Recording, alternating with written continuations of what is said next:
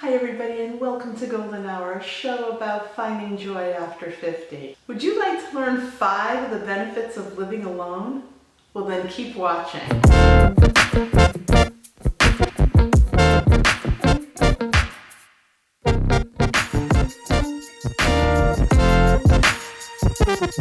In my generation, marriage and starting a family was really pushed on you.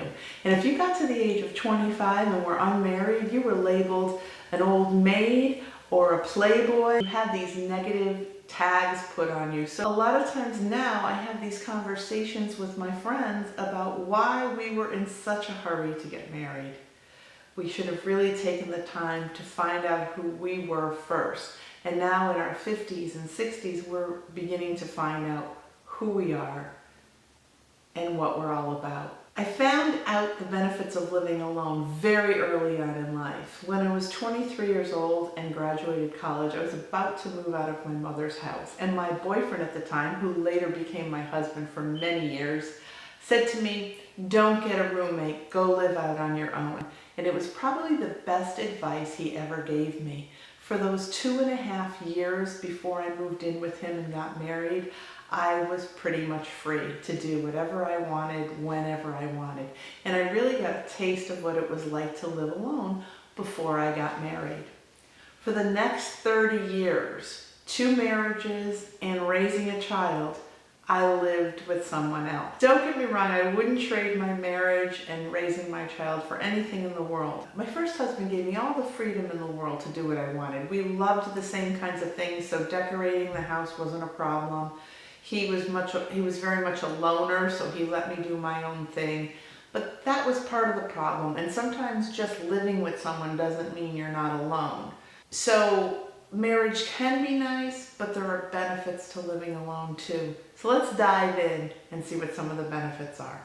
The first benefit to living alone is your home or your house is your blank canvas to do whatever you want, to express yourself in any way you want. If you want to paint the walls black, no one's telling you not to.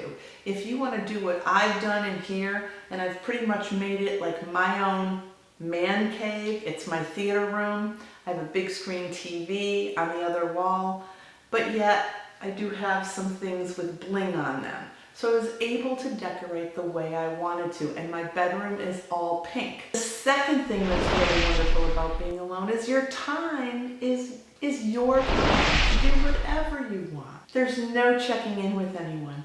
There's no having to have dinner or lunch at a certain time.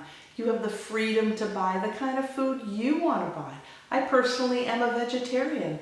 I know that that doesn't go over well with a lot of people. So if I were living with somebody, I'd probably have to cook 2 meals and grocery shop for 2 different people. So living alone, you're on your own schedule. I get up when I want, I go to sleep when I want. If I want to get up at 3 a.m.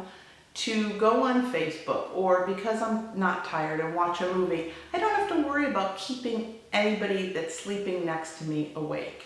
Now, although my first husband was very good about money and we pooled our resources and he really let me buy whatever I wanted to, I always felt that I should still ask because it was a purchase and it was part of our joint money. But now, whatever little money I have, I can do whatever I want with it. I can buy the stupidest thing in the world if I want to buy it. I don't have to feel badly. I don't have to feel like I'm being judged. It's all me. The other benefit to being alone is that a lot of studies have been done showing that married people tend to be more overweight than single people. Although I was very thin at the beginning of my marriage, throughout the years I did gain a lot of weight. And I've been unattached for a few years now, and I have lost 25 pounds and I'm losing more. I'm overall more healthy. Somehow married people tend to eat more or eat worse. This might not hold true for all of you, but for me, my anxiety level is much better living alone than it ever was with another person. I feel stress-free. I feel much happier. Having companions is nice, but not having anyone live with you. At the end of the day, you come home alone. You slip off your clothes. You get into your pajamas at 5 o'clock if you want. And if you don't want to eat, you don't have to eat that night. If you don't want to wash clothes and you have something to wear the next day, you don't have to do laundry. It is all about you at this point of time in your life. And that is an amazingly freeing concept.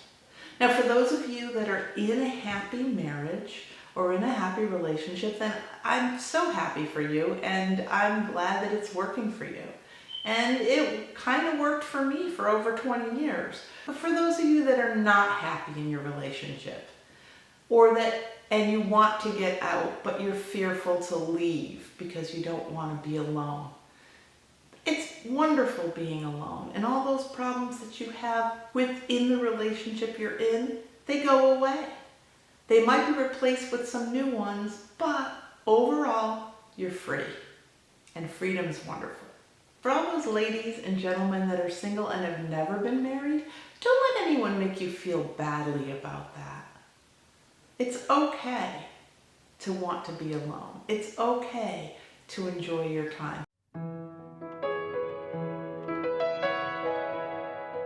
Hi everybody.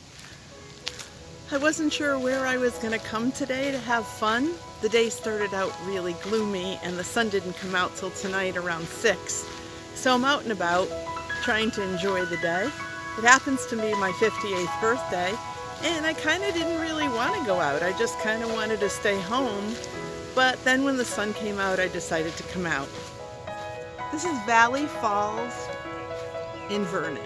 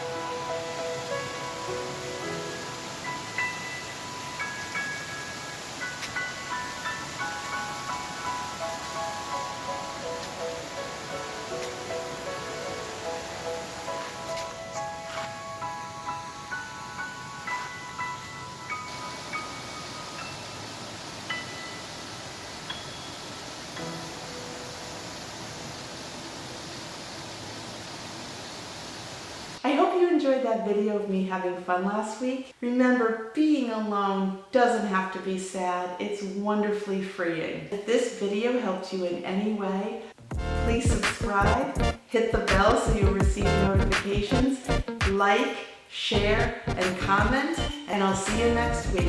Go get your shine on.